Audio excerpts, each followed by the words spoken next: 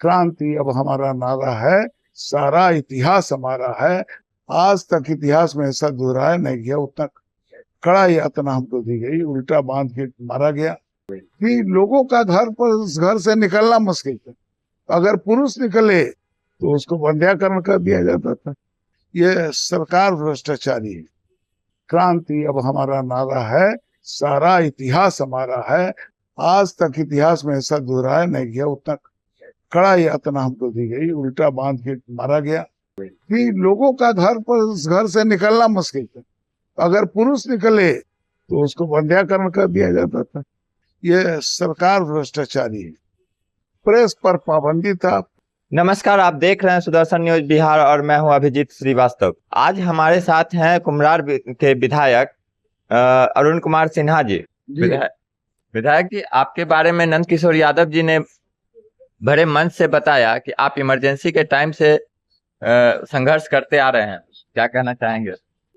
3 दिसंबर जी 1974 जी राजेंद्र जयंती के अवसर पर मैरवा में एक कुष्ठ आश्रम, तो उस समय के स्पीकर, तत्कालिक स्पीकर थे, उनके कर कमलों से होने वाले, और हम लोग स्पीकर चूंकि आ रहे थे उस समय, हम सिवान छात्र संघर्ष समिति, तो उसके सिवान जिला के संयोजक। तो हम लोगों ने कहा कि भाई मैं किसी कांग्रेसी नेता, चूंकि वो भ्रष्टाचार के प्रतीक हैं, तानाशाह के प्रतीक हैं, निरंकुश शासन के प्रतीक हैं, इसलिए उनके द्वारा मैं इस आश्रम का उद्घाटन नहीं होने दे। तो ये संकल्प हुआ। हम लोग, कांग्रेस भ्रष्टाचार में लिप्त हो चुकी है और उसी की सरकार है, ये सरकार भ्रष्टाचारी है। तो हम लोगों का नारा उस समय लगा था, कौन चलेगा आज देश में भ्रष्टाचार मिटाने को, बर्बरता से लोहा लेने, सत्ता से टकराने को।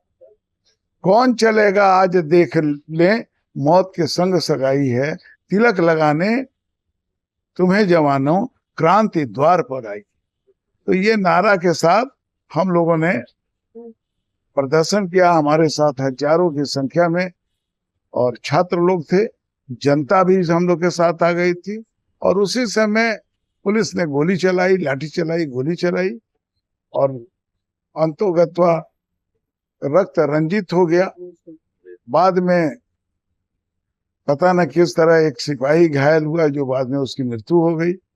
किसी अपराधियों ने उपकृत किया कि वह जबरदस्ती हम लोग के माथे मढ़कर, और हम लोगों को न केवल गिरफ्तार किया गया, बल्कि उस समय के बड़े बड़े नेता ये कहते थे कि एक राजनैतिक व्यक्ति को जेल में देना और जेल में यातना देना, आज तक इतिहास में ऐसा दोहराया नहीं गया, उतना कड़ा यातना हमको दी गई, उल्टा बांध के मारा गया, हाथ के नाखून उखाड़ लिए, सारे दाढ़ी बाल नोच दिए गए, और सिवान जेल में हमको इस स्थिति में ला गया जो मरणासन की स्थिति हमारी हो गई।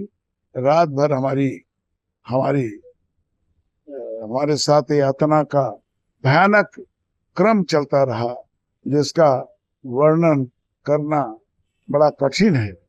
और हम पूरी तरह से अचेतावस्था में, और वहां से फिर जब किसी तरह होश में, डॉक्टरों का होश में आने के बाद, चूंकि बात फैल चुकी थी, चारों तरफ प्रचार इसका हो गया था, तो अब व्यवस्था ये थी पुलिस की कि हमको किसी तरह ठीक करके जेल भेजेंगे।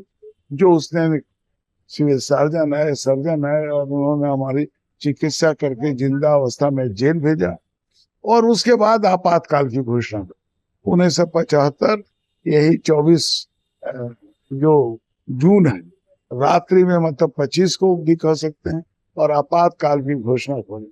और आपातकाल की स्थिति इतनी भयानक थी कि लोगों का घर से निकलना मुश्किल था। अगर पुरुष निकले तो उसको बंध्याकरण कर दिया जाता था। महिला लेगी तो उसकी इज्जत चली जाती थी, लोगों से मनमानी वसूली चलती थी और एकदम आतंक। प्रेस पर पाबंदी था, प्रेस वाला कुछ लिख नहीं सकता था, लोगों को न बोलने की आजादी थी, न घर में रहने की आजादी थी, जब चाहिए किसी को बिना कारण पकड़ लिया जाता था। व्यक्तिगत द्वेष में भी लोगों को जो आंदोलन में नहीं भी थे वो भी बेचारे कुछ ले जाते थे। बिल्कुल जिसको कहा जाता था कि जंगल राज से भी बदतर वो समय था, वह काल था। और उस समय भी हम लोगों ने हार नहीं मानी और हम लोगों ने नारा दिया कि क्रांति क्रांति अब हमारा नारा है, सारा इतिहास हमारा है, सन 75 की ललकार, गांव गांव जनता से।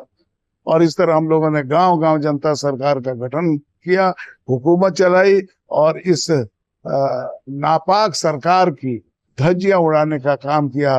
बाद में इमरजेंसी जब लगा उस समय भी हम लोग चुप नहीं बैठे, जेल के शिकंजों में बार बार हम लोग जेल गए, वकीलों ने हम लोग का बेल करवाया, जज भी हमारे साथ थे, बुद्धिजीवी भी हमारे साथ थे, जनता हमारे साथ थी।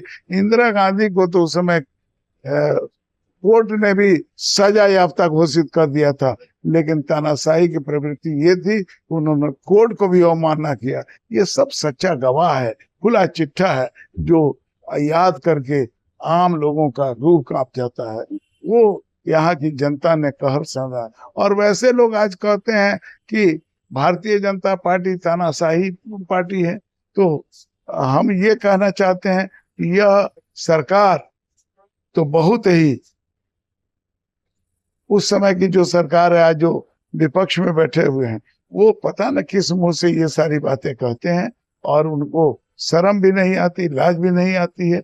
और उनको तो राजनीति ही नहीं करना चाहिए, उनको तो चूल्लू भर कहीं पानी है तो उसमें डूब मरने जैसी बात थी। जो लोग आज बात करते हैं कि निरंकुश सरकार धीरे धीरे यह शासन में, वो खुद निरंकुश होकर दिखा दिए थे। हम लोग तो जनता के सामने बीच में जाते हैं